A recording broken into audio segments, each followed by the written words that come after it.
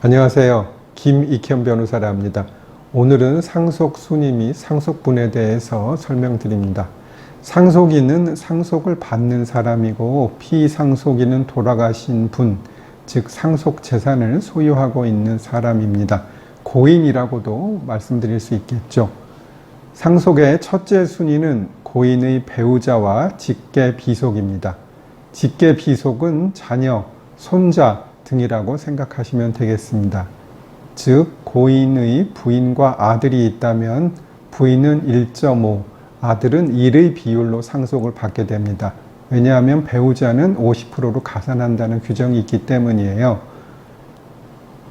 그래서 예를 들어 부인과 자녀 한 명이 있는데 상속 재산이 2억 5천이라고 가정을 하면 부인은 1억 5천, 자식은 1억, 이렇게 상속을 받게 됩니다.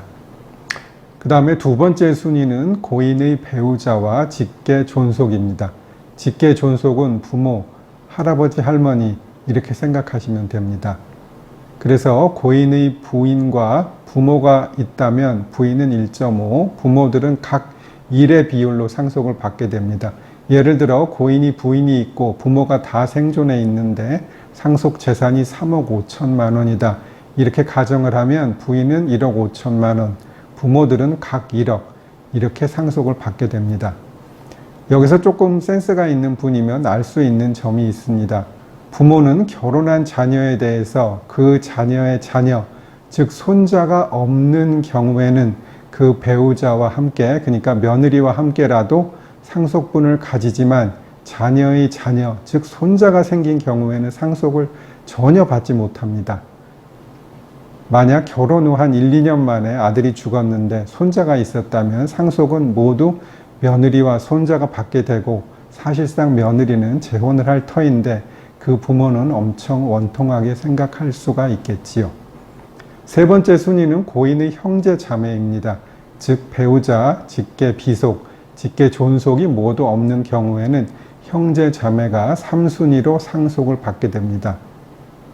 그 다음에 네 번째 순위, 즉 첫 번째, 두 번째, 세 번째가 모두 없는 경우 직계존속, 직계비속, 배우자, 형제자매가 없는 경우에는 고인의 사촌 이내의 반계혈족이 상속인이 됩니다. 그러니까 삼촌이 있다면 삼촌이 상속을 받고요. 삼촌이 없다면 사촌이 상속을 받게 되는 것입니다. 또 대습상속이라는 게 있는데요.